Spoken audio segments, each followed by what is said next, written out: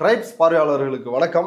இன்று நம்மோடு இணைந்துள்ள சிறப்பு விருந்தினர் குடிமைப்பணி தேர்வு எழுதுபவர்களுக்கு சர்வதேச அரசியல் மற்றும் பொருளாதாரம் குறித்து பாடம் எடுக்கும் தோழர் ராஜேஷ் அவர்கள். வாருங்கள், அவரோடு உரையாடலாம். தோழர் வணக்கம். வணக்கம். தோழர், ஹார்மோஸ் நீரிணையை முற்றுகையிடப் போகிறேன் அப்படின்னு ட்ரம்ப் அறிவித்திருக்கிறார். எங்களுடைய வலிமை வாய்ந்த கப்பற்படை போய் முற்றுகையிடப் போகுது. ஈரான் துறைமுகத்திலிருந்து வருகின்ற எந்த நாட்டு கப்பலாக இருந்தாலும் சரி அதை தாக்குவோம் அப்படின்னு ட்ரம்ப் சொல்லிருக்கிறாரு. நீங்க வாங்க, உங்க கப்பல்லாம் நொறுக்குவோம் அப்படின்னு ஈரான் தரப்பிலிருந்து கடுமையான பதிலடியும் கொடுத்திருக்கிறாங்க. ஈரானுடைய சபாநாயகர், அதே போல கப்பல் படை தளபதி, இப்படி எல்லாருமே பதிலடி கொடுத்திருக்கிறாங்க. துருக்கியும் நாங்களும் போரில் இறங்குவோம் அப்படின்னு அவங்களும் சொல்லியிருக்கிறாங்க. ட்ரம்பினுடைய இந்த முடிவு எப்படிப்பட்டது? இது செயல்படுத்தக்கூடிய ஒரு முடிவா, இல்லை இது வழக்கமா ட்ரம்ப் காட்டுற ஒரு ஜும்லாவா, வாய்களியா அவர் சொல்ற உதாரா? இதற்கு பாத்தீங்க அப்படின்னா, அமெரிக்காவில் இருக்கக்கூடிய பேராசிரியர் திரு ஜான் மெர்ஷிமர், அவர் பாத்தீங்கன்னா மிக பெரும் அறிவியல் மற்றும் ராஜதந்திரத்துக்கான மிக பெரும் பேராசிரியர். அது எல்லாருக்கும் அவர் என்ன சொல்றாரு, இது மிகவும் முட்டாள்தனமான ஒரு முடிவு, இது கவுண்டர் எஃபெக்டிவ். இது என்னன்னா, இது அமெரிக்காவுக்கு மிக பெரும் அளவில் பின்னடைவை கொண்டு வரக்கூடிய ஒரு முடிவு. எதனால் இது பின்னடைவை கொண்டு வரும்? எதனால், எப்படி இது பின்னடைவு கொண்டு வரும் அப்படின்னு கேட்டீங்கன்னா, இது சர்வதேச பொருளாதாரத்தை மிக பெரும் மந்த நிலைக்கு உள்ளாக்கிவிடும். இப்போ ஏற்கனவே பாத்தீங்கன்னா அமெரிக்கர்கள் அவங்களுடைய காஸ்ட் ஆஃப் லிவிங், அன்றாட வாழ்க்கையை நடத்துவதற்கான அந்த காஸ்ட் ஆஃப் லிவிங் பாத்தீங்கன்னா அதிகமாயிருக்கு. இந்த பிரச்சனையை ரிபப்ளிகன்ஸ், அங்க இருக்கக்கூடிய அந்த அரசியல் கட்சி, குடியரசு கட்சி ட்ரம்போட கட்சி இதை ஃபேஸ் பண்றதுக்கே கடுமையான நெருக்கடிக்கு உள்ளாயிருக்காங்க. இப்போ இது அமெரிக்காவை மட்டும் பாதிக்கக்கூடியது இல்லை, உலக நாடுகள், அனைத்து நாடுகளையும் இந்த நடவடிக்கை பாதிக்கும். உதாரணத்துக்கு இந்தியா எடுத்துக்கலாம். இப்போ இந்தியா போன்ற நாடுகளை சர்வதேச சந்தையில் எண்ணெயுடைய விலையேற்றம் என்பது ஏற்றம் பெறுவதும் இறக்கம் பெறுவதும் எந்த அளவுக்கு பாதிக்குதுன்ற ஒரு சிறு எக்ஸாம்பிளை பார்த்துக்கலாம். இப்போ என்ன சொல்றாங்க, கச்சா எண்ணெய் விலை. அப்போ இதுவரையிலையும் டாலருக்கு நிகரான இந்திய ரூபாயுடைய வீழ்ச்சி என்பது ரொம்ப லோவா போயிருக்கு. எவ்வளோனா 95, ஒரு டாலருக்கு 95 ரூபாய் அளவுக்கு பார்த்தீங்கன்னா கீழே போயிருக்கு. அது மட்டும் இல்லாமல் என்ன சொல்றாங்க அப்படின்னு கேட்டிங்கன்னா, இது இந்தியாவுடைய மொத்த உள்நாட்டு உற்பத்தியில் 5% குறைத்து விடும். கிட்டத்தட்ட ரூபாய் மதிப்பில் பார்த்தீங்கன்னா 1.7 லட்சம் கோடி இழப்பு பொருளாதார ரீதியான உற்பத்தியில நடக்க போகிறது அப்படின்னு சொல்றாங்க. அதுக்கப்புறம் என்ன சொல்றாங்கன்னா, கரண்ட் அக்கௌண்ட் டெபிசிட் என்று சொல்லக்கூடிய நடப்பு கணக்கு பற்றாக்குறையில கிட்டத்தட்ட 900 கோடி ரூபாய் இழப்பு ஏற்படும். இப்போ உதாரணத்துக்கு ஒரு பீப்பாயுடைய விலை என்பது $10 ஏறுது அப்படின்னா இந்தியாவில் என்ன மாதிரியான பாதிப்பு வரப்போகுது இப்போது அப்படின்றத எப்படி ப்ரொஜெக்ட் பண்ணியிருக்காங்க அப்படின்னா, நம்மளுடைய மொத்த உள்நாட்டு உற்பத்தி என்பது 5% குறையும். இதோடைய மதிப்பு 1.7 லட்சம் கோடி. நம்மளுடைய மக்களுடைய நுகர்வு இருக்கு இல்லைங்களா, அந்த பொருட்களுடைய விலைவாசி உயர்வு, கன்சியூமர் பிரைஸ் இண்டெக்ஸ்ன்னு சொல்லக்கூடிய அது பார்த்தீங்கன்னா 0.2% அதிகரிக்க போகிறது அப்படின்னு சொல்றாங்க. நம்மளுடைய நடப்பு கணக்கு பற்றாக்குறை என்பது பார்த்தீங்க அப்படின்னு கேட்டால் கிட்டத்தட்ட 900 கோடி ரூபாய் அதிகரிக்க போகுது, 1% அதிகரிக்க போகுதுன்றாங்க. அப்போ இது எல்லாம் சேர்த்து டாலருக்கு நிகரான இந்திய ரூபாய் ரொம்ப குறைவான 95 ரூபாய் என்ற ஒரு நிலையை எட்டியிருக்கு.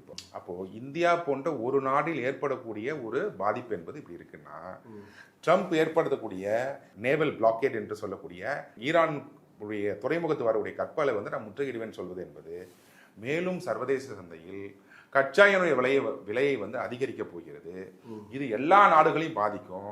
அப்ப எல்லா நாடுகளும் அமெரிக்கா மீது கடுமையான வெறுப்புணர்வை தான் கொண்டு வரும் அப்படின்னு சொல்லி அந்த பேராசிரியர் என்ன பண்றாரு, எச்சரிக்கிறார். ட்ரம்ப் தனக்குத்தானே வைத்துக்கொண்ட ஒரு மிகப்பெரிய வெட்டி கொண்ட ஒரு குழி, இது ஒரு என்னன்னே தெரியாம இது பண்றாரு. இதை தான் பாத்தீங்கன்னா முன்னாள் சிஏஏ உடைய தலைவர், அமெரிக்கா சிஏஏ உடைய தலைவர் திரு ஜான் பெர்னன் என்ன சொல்றாருன்னா, Trump is an person of unstable mind. அவர் என்ன செய்யறாருன்னு அவருக்கே தெரியல, முதல்ல அவரை அந்த இடத்த விட்டு காலி பண்ணுங்க அப்படின்ற அளவுக்கு கொண்டு போயிட்டாங்க. இதை நம்ம இன்னும் நல்லா புரிஞ்சுக்கணும் அப்படின்னு கேட்டா, ரஷ்யன் யுக்ரைன் வார் வந்ததுனாலையும் இதனால் சர்வதேச சந்தையில் எண்ணெய் விலை கச்சா எண்ணெயோட விலை ஏற்றம் பெற்றதனால் இந்தியாவுக்கு எவ்வளவு இழப்புன்னு மட்டும் ஒரு சின்னதா பாத்துருங்க. 2019 ஒரு பேரலுடைய விலை என்பது $59 இருந்தது. இதுவே பாத்தீங்கன்னா 2021 ஒரு பேரலுடைய விலை என்பது $129, அதாவது $130 கிட்ட வந்துருச்சு. அப்போ இந்த மாதிரி சர்வதேச சந்தையில் கச்சா எண்ணெயுடைய விலை வந்து ஏற்றம் பெறும்போது அப்போ இந்திய அரசு என்ன பண்ணணும், மக்களுக்கு மானிய அளவில் இதை நம்ம கொடுக்க வேண்டியதாக இருக்கும். அப்போ டீசலுக்கு மானியத்தை அதிகரிக்கணும், பெட்ரோலுக்கான மானியத்தை அதிகரிக்கணும், பிற தொழிற்சாலைகளுக்கு வந்து பயன்படுத்தக்கூடிய இந்த கச்சா எண்ணெயின் பொருட்களை பயன்படுத்தக்கூடியவங்க அவங்களுக்கான மானியத்தை அதிகரிக்கணும். இதனால் மட்டுமே இந்திய அரசுக்கு ஏற்பட்ட பொருட்செலவு எவ்வளோன்னு கேட்டிங்கன்னா 3.3 லட்சம் கோடி ரூபாய். இன்னொரு புறம் வந்து ட்ரம்ப் ஈரானுக்கு உதவுகின்ற நாடுகளுக்கு 50% வரி விதிப்பை வந்து போட போறாரு, சீனா மேலேயும் வந்து டாரிஃப் போட போறாரு அப்படின்ற ஒரு விஷயம் ஊடகங்கள்ல பேசப்படுது.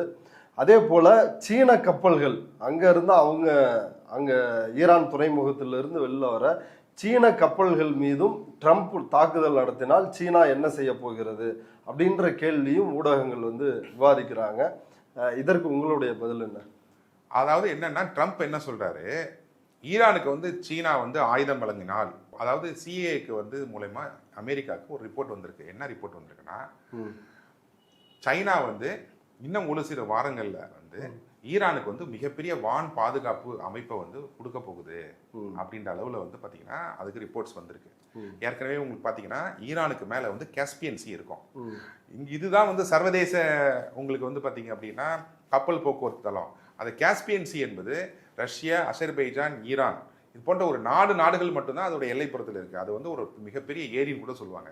அப்ப சீனா வந்து ரஷ்யா வழியா போய் அந்த உபகரணங்களை வந்து ஈரானுக்கு கொடுத்துடலாம், அதை யாரும் கண்டுபிடிக்க முடியாது அப்படின்ற அளவுல சந்தேகப்படுறாங்க சிஐஏ. அப்ப அதுக்கு தான் ட்ரம்ப் என்ன சொல்றாரு அப்படின்னா, சீனா மீது நான் வந்து பாத்தீங்கன்னா டாரிஃப் வந்து 50% நான் அதிகரிக்க போறேன். அப்ப சீனா என்ன சொல்லுது, நாங்க வந்து கேட்கறவங்க எல்லாருக்கும் ஆயுதம் வழங்கக்கூடிய, ஆயுதத்தை நம்பி வியாபாரத்தில் இருக்கக்கூடிய ஆட்கள் நாங்கள் கிடையாது, நாங்கள் ரொம்ப பொறுப்புணர்வோடு தான் ஒரு நாட்டுக்கு நாங்கள் ஆயுதம் வழங்குவோம் அப்போ அப்படின்னு சொல்லி இந்த குற்றச்சாட்டை தான் வந்து கடுமையாக என்ன பண்ணுறாங்க, நிராகரிக்கிறாங்க. இப்போ இந்த போர் ஏன் வந்து சைனாவை வந்து ஒரு சென்டர் ஆஃப் அட்ராக்ஷனை நோக்கி போகிறது அப்படின்னா, இப்போ இந்த போர் நீடிப்பதற்கு முக்கியமான காரணம் என்ன அப்படின்னு கேட்டால், இந்த இஸ்ரேல் யுஎஸ் எதிர்த்து நிற்கக்கூடிய இந்த ஈரானை பேக்கப் பண்ணுற அளவுக்கு ஒரு கவுண்டர் பேலன்ஸ் பவர் இல்லை. அதுதான் இங்க பிரச்சனை. அப்போ மத்திய கிழக்கு நாடுகள், மிடில் ஈஸ்ட் கண்ட்ரீஸ், அப்போ சைனா உள்ள இறங்கும். சைனா வந்து பாத்தீங்கன்னா ஈரானை வந்து பரிபூர்ணமா பேக்கப் பண்ணி எதிர்த்து நிற்கும், யுஎஸ்ஸையும் இஸ்ரேல் எதிர்த்து நிற்கும் அப்படி எதிர்பார்க்குறாங்க. ஆனா சைனா வந்து உள்ள வந்து இறங்க மாட்டுது.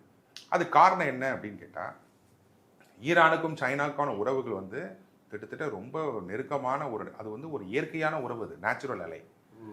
ஆனால் எப்படி ஈரான்ல வந்து சைனா வந்து முதலீடு பண்ணியிருக்கோ அதே போல பல மத்திய கிழக்கு நாடுகள்லையும் வந்து பார்த்தீங்கன்னா சைனா வந்து முதலீடு பண்ணியிருக்கு. கிட்டத்தட்ட 30,000 கோடி ரூபாய்க்கு முதலீடு பண்ணியிருக்கு.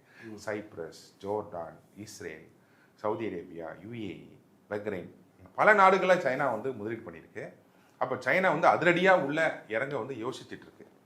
அப்போ அதனால வந்து பார்த்தீங்கன்னா இந்த கவுண்டர் பேலன்ஸ் பவர் இல்லாதனால தான் இந்த பிரச்சனை வந்து மேலும் மேலும் நீடித்து இருக்கு. இப்போ அடுத்து என்ன செய்வாங்க சைனா? அடுத்தது சைனா என்ன செய்வாங்க அப்படின்னு நீங்க எதிர்பார்க்குறீங்க அப்படின்னா, சைனா வந்து மெல்ல மெல்ல தான் வந்து இதுக்குள்ள நகரும். இப்போ எப்படி நீங்க பார்த்தீங்க அப்படின்னு கேட்டா, இப்போ சைனா வந்து மறைமுகமாக இப்போ ஈரானுக்கு வந்து எல்லா சப்போர்ட்டும் வந்து அது பண்ணிட்டு தான் இருக்கு. இந்தியாவுக்கும் ஈரானுக்குமே ஒரு நீண்ட கால உறவு இருக்குது அப்படின்றதுதான் எல்லாரும் பேசுனது. அதை வந்து மோடி சிதைச்சிட்டார் அப்படின்ற குற்றச்சாட்டு தான் அரசியல் பார்வையாளர்கள் முன்வைக்கிறாங்க. நீங்களும் கூட நம்ம கடந்த பேட்டிகள்லாம் அதை வந்து சொன்னீங்க.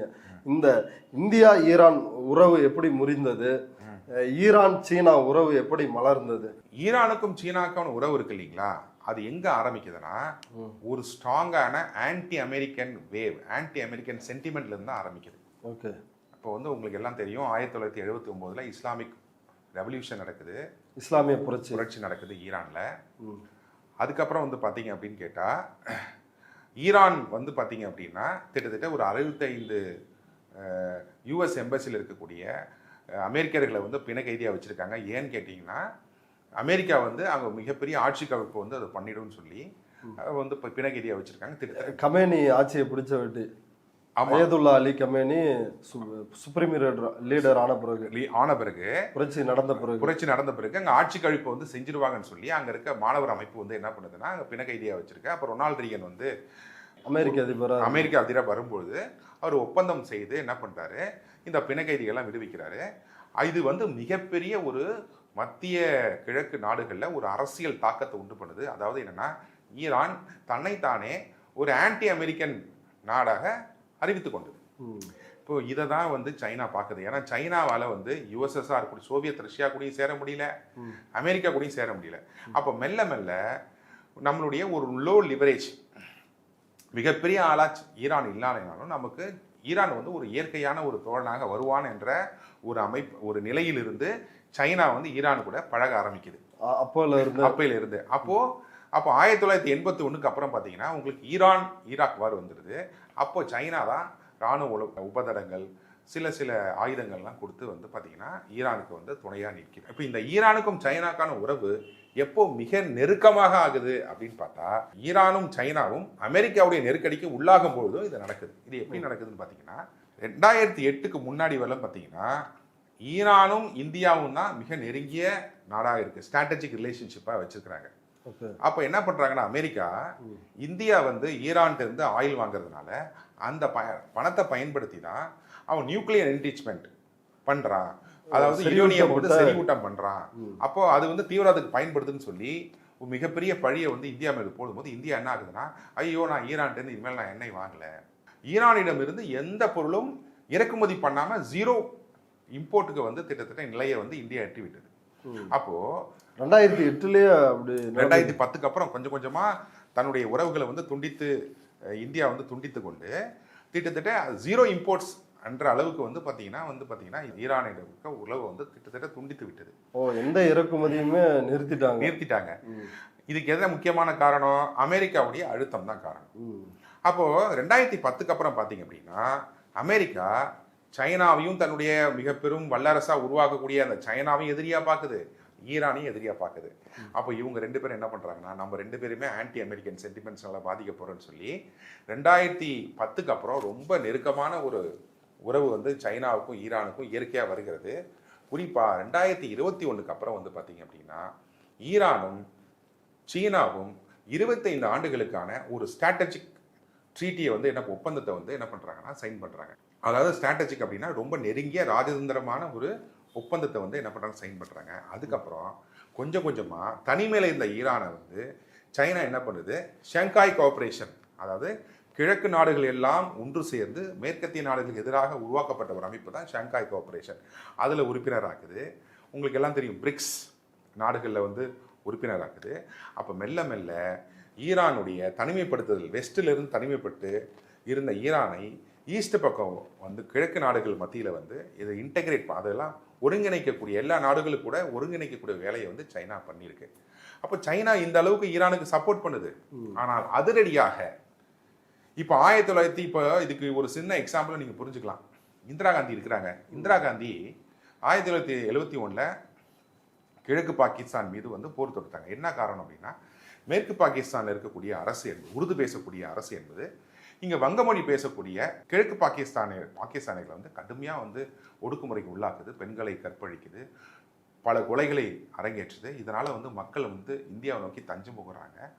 அப்போ இந்திரா காந்தி என்ன பண்ணுறாங்க அப்படின்னு கேட்டால், எல்லா நாடுகள்ட்டையும் சொல்கிறாங்க, இங்கே பாருங்கள், இந்த மாதிரி ஒரு மிகப்பெரிய உள்நாட்டு போர் நடக்குது, இதனால் இந்தியா கடுமையாக பாதிக்கப்படுது, இதை நீங்கள் தடுக்க போகிறீங்களா இல்லையான்னு. உடனே இந்திரா காந்தி என்ன பண்ணுறாங்க, யாரும் பெரிய அளவில் நடவடிக்கை எடுக்கணும்னா இந்தியா அந்த நேரம் போகிறாங்க. யுஎஸ்எஸ்ஆர் கூட வந்து பார்த்தீங்கன்னா ஒரு ஸ்ட்ராட்டஜிக் அக்ரிமெண்ட்டை சைன் பண்ணுறாங்க. சோவியத் ரஷ்யா கூட. ஆமாம். உடனடியாக என்ன பண்ணுறாங்கன்னா, கிழக்கு பாகிஸ்தான் மீது போர் தொடுக்கிறாங்க. பங்களாதேஷ் என்ற ஒரு நாடை உருவாக்குறாங்க. இது இந்திரா காந்தியால் எவ்வாறு செயல்படுத்த முடியுதுன்னா, நம்மக்கிட்ட ஒரு கவுண்டர் பேலன்ஸ் பவராக யார் இருந்தாங்கன்னா யுஎஸ்எஸ்ஆர் இருந்தது, ரஷ்யா இருந்தாங்க. அதே போல் ஒரு கவுண்டர் பேலன்ஸ் இல்லாமல் ஈரான் தவிக்குது. அப்போ இது என்ன ஆகுனா, இது காலம் எப்படி கணிய போகுது அப்படின்னா, இப்போ வந்து இவங்க நேவல் பிளாக்கெட் பண்றாங்களா, திட்டத்தட்ட கடற்படை முற்றுகை பண்றாங்களா, ஈரான்ல இருந்து 1.7 பில்லியன் பேரல்ஸ் வந்து சர்வதேச சந்தைக்கு போகுது, அது தடைப்பட போகுது. அப்போ என்ன ஆகும், ஆயிலோட விலை பயங்கரமா இன்க்ரீஸ் ஆகும், இந்தியா போன்ற நிறைய நாடுகள் பாதிக்கப்படும். இது எல்லாமே திருப்பி அமெரிக்காவுக்கு தான் மிகப்பெரிய அழுத்தத்தை உருவாக்கும். ஏன்னா அமெரிக்கா பொருளாதாரம் பெரிய பொருளாதாரம், அமெரிக்கா மக்கள் தான் வந்து இதனால கடுமையாக பாதிக்கப்படுறாங்க. இதை தான் வந்து ஜான் மெர்ஷிமர் என்ன சொல்றாருன்னா, இது வந்து தனக்குத்தானே அமெரிக்கா குழி தோண்டுக்குள்ள ஒரு விஷயமா பார்க்குறாங்க. இப்போ ஈரான் இருந்து மற்ற நாடுகளைப் போலவே சீனா வந்து கச்சா எண்ணெயை வந்து இறக்குமதி பண்ணுறாங்க. அதற்கு மாற்றா என்ன அவங்களுக்கு அவங்க கொடுக்குறாங்க? இந்த 2010க்கு அப்புறம் வந்து பார்த்தீங்கன்னா ஈரானில் வந்து சைனா மட்டுமே 40,000 கோடி ரூபாய்க்கு வந்து பார்த்தீங்கன்னா இன்வெஸ்ட்மெண்ட் பண்ணியிருக்காங்க. அதுக்கு மாறாக ஈரான் என்ன பண்ணுது, சப்சிடைஸ் ப்ரைஸில் வந்து பார்த்தீங்க அப்படின்னு கேட்டால் எண்ணெயை கொடுக்குது. அதாவது நீங்கள் பார்த்தீங்கன்னா ஈரானும் சைனாவும் நான் சொன்ன மாதிரி 1980லேருந்தே அவங்களுடைய உறவு என்பது ஆரம்பித்து விட்டது. 1990க்கு அப்புறம் சைனா மிகப்பெரிய வளர்ச்சி அடையுது. அது என்ன எக்கனாமிக் பூம் நடக்குது. அப்போ இந்த வளர்ச்சிக்கு அதிகப்படியாக அவங்களுக்கு ஆற்றல் தேவைப்படுது, எரிவாயு தேவைப்படுகிறது, எண்ணெய் தேவைப்படுகிறது. அதுக்கு நேச்சுரலாக யார் அமைஞ்சிடுறா அப்படின்னா ஈரான் அமைஞ்சிருது. அப்போ என்ன ஆகுதுன்னா, இப்போ ஈரானுடைய இந்த உறவை வந்து சைனா ரொம்ப முக்கியத்துவம் வாய்ந்த உறவாக அப்பையிலேருந்து பார்த்து கொண்டு வராங்க. அப்போது அமெரிக்காவுடைய இந்த பொருளாதார தடையின் காரணமாக ஈரான் வந்து மிக கடுமையான பொருளாதார நெருக்கடிக்கு உள்ளாக இருக்குது. அதை போக்குன்ற வகையில் சைனா என்ன பண்ணியிருக்கு அப்படின்னா கிட்டத்தட்ட $400 பில்லியன் 40,000 கோடி ரூபாய் முதலீடு பண்ணியிருக்காங்க. எங்கே முதலீடு பண்ணியிருக்காங்க? ஈரான் முதலீடு பண்ணுறாங்க. ஈரான் குறைந்த காஸ்ட்டில் வந்து பார்த்தீங்கன்னா விலைக்கு வந்து பார்த்தீங்கன்னா ஆயிலை வந்து யாருக்கு கொடுக்குறாங்கன்னா சைனாவுக்கு கொடுக்குறாங்க. அமெரிக்கா வந்து இந்தியா மீது டாரிஃப், அதாவது 50% வரி விதிப்பு போட்ட பொழுது பிரதமர் மோடி சீன அதிபரை போய் சந்தித்தார். அது ஒரு மிகப்பெரிய பேசுபொருளாக மாறுனுச்சு. ஏன் வந்து இந்தியா அமெரிக்காவை வந்து சார்ந்தே இருக்கிறாங்க? இந்த எப்ஸ்டீன் ஃபைல்ஸ் அப்படின்னு சொல்கிறா, அது வந்து இப்போ வந்த பிரச்சனை தானே. ஆனால் பல நேரங்களில் வந்து மோடியினுடைய ஆட்சியாக இருந்தாலும் அதுக்கு முன்னாடி காங்கிரஸாக இருந்தாலும் அமெரிக்காவை சார்ந்து தானே இருக்கிறாங்க. அமெரிக்காவுக்கும் சீனாவுக்கும் பார்த்தீங்கன்னா மிக பெரும் அளவில் வந்து இப்போ வந்து ஒரு வர்த்தக யுத்தம் நடக்குது, ட்ரேட் வார் நடக்குது. அப்போது சைனாவை வந்து கட்டுக்குள்ளே வைக்கணும் அப்படின்னா அதுக்கு வந்து அண்டை நாடாகிய இந்தியாவின் மூலமாக தான் சைனாவை நம்ம என்ன பண்ண முடியும், கண்டெயின் பண்ண முடியும் அப்படின்றது அமெரிக்கா நம்புது. இந்த சூழ்நிலையை இந்தியா பயன்படுத்திக்குது. அப்போ என்ன பண்ணுதுன்னா, அப்போ சைனாவை வந்து கவுண்டர் பண்ணுற அளவுக்கு இந்தியா வளர வேண்டும் என்றால் எங்களுக்கு முதலீடு வேணும், எங்களுக்கு தொழில்நுட்பம் வேணும், எங்களுக்கு ஆயுதங்கள் வேணும். அப்போது அமெரிக்காவுக்கும் இந்தியாவுக்கான இந்த உறவு என்பது எதன் அடிப்படையில் இருக்குது அப்படின்னா சைனாவுடைய எதிர்ச்சி அதிகார போக்கை கட்டுக்குள் வைக்கக்கூடிய ஒரு சக்தியாக இந்தியாவை அமெரிக்கா பார்க்கிறது. இந்த சூழ்நிலையை இந்தியா பயன்படுத்திக்க நினைக்குது. ஆனால் யதார்த்தம் என்னன்னு கேட்டீங்க அப்படின்னா, சமீபத்தில் ஒரு பாராளுமன்றத்தில் ஒரு எம்பி ஒரு கேள்வி கேட்கிறார். என்ன கேள்வி கேட்கிறாருன்னா, திட்டத்திட்ட இந்தியாவுக்கும் சைனாவுக்குமான வர்த்தக பற்றாக்குறை என்பது $100 பில்லியன் தாண்டி போய்விட்டது. கிட்டத்தட்ட எவ்வளோன்னா 10,000 கோடி ரூபாய்க்கு மேலே வந்து வர்த்தக பற்றாக்குறை. அதாவது அவ்வளோ பொருளை வந்து நம்ம சைனாலேருந்து வாங்குகிறோம். இந்தியாவில் வந்து குறைந்த அளவில் இருந்து தான் பொருட்களை வந்து சைனாவுக்கு ஏற்றுமதி பண்ணுது. ஆனால் சைனாவில் வந்து கிட்டத்தட்ட பல கோடி ரூபாய்க்கு வந்து பொருட்களை இந்தியா வந்து என்ன பண்ண இறக்குமதி பண்ணுது. உடனே ஒரு எம்பி கேட்குறாரு, சைனாட்டேருந்து இவ்வளோ வர்த்தக பற்றாக்குறை இருக்கு, இதுக்கு என்ன பதில் சொல்ல போறீங்க அப்படின்னோடனே அதுக்கு என்ன சொல்றாரு, அப்போது இந்த கேள்விக்கு வந்து மத்திய வர்த்தகத்துறை அமைச்சர் ஜித்தின் பிரசாதா ஒரு பதில் கொடுக்குறாரு. என்ன பதில் கொடுக்குறாருன்னா, நம்மளுக்கும் சைனாவுக்கும் இருக்கக்கூடிய வர்த்தக பற்றாக்குறை என்பது கிட்டத்தட்ட $100 பில்லியன் மேலே போயிடுச்சு, 10,000 கோடிக்கு மேலே போயிடுச்சு, உண்மைதான். ஆனால் நம்ம சைனாவிலிருந்து மூலப்பொருட்கள் மட்டும்தான் இறக்குமதி பண்ணுறோம். அதாவது இங்கே இருக்கக்கூடிய கெமிக்கல் இண்டஸ்ட்ரிக்கு தேவையான மூலப்பொருட்கள், இங்கே இருக்கக்கூடிய சோலார் இண்டஸ்ட்ரீஸ்க்கு தேவையான மூலப்பொருட்கள், இங்கே இருக்கக்கூடிய செல்ஃபோன் இண்டஸ்ட்ரீஸ் தேவையான மூலப்பொருட்கள், இந்த மாதிரி நம்ம மூலப்பொருட்கள் மட்டும்தான் நம்ம என்ன பண்ணுறோம், இறக்குமதி பண்ணுறோம். இந்த மூலப்பொருட்களை உற்பத்தி செய்யக்கூடிய தொழிற்சாலை கட்டமைப்பை இந்தியாவில் தற்போதுக்கு என்ன பண்ண முடியாது, உருவாக்க முடியாது. இது உருவாக்கணும்னா இன்னொரு 15 வருஷம் ஆகும். உதாரணத்துக்கு ஒரு சோலார் வேஃபர் செல்லை நீங்கள் உருவாக்குறதுக்கு எவ்வளோ முதலீடு ஆகும் தெரியுங்களா? 6,000 கோடியிலேருந்து 7,000 கோடி ஆகும். அப்போ இந்த மாதிரியான கட்டமைப்பு இல்லை. அதனால தான் நாங்கள் சைனாலேருந்து நாங்கள் இறக்குமதி செய்கிறோம், இது தவிர்க்க முடியாதுன்னு சொல்கிறாங்க. அப்போது இந்தியாவும் சைனாவும் பொருளாதார ரீதியான அடிப்படையில், மக்கள் தொகை அடிப்படையில் ஒரே ரீதியான அரசியல் முடிவை எடுக்க வேண்டிய நிலையில் தான் இருக்குது. ஆனால் இந்தியா அமெரிக்கா கூட ஏன் இப்படி நெருங்கி பழகுதுன்னா, அப்போ சைனாவை கவுண்டர் பண்ணுறதுக்கு பெருமளவில் இந்தியாவுக்கு வந்து அமெரிக்கா உதவும் என்று இந்தியா நம்பியது. அதற்கான சில விஷயங்களையும் அமெரிக்கா செய்தது.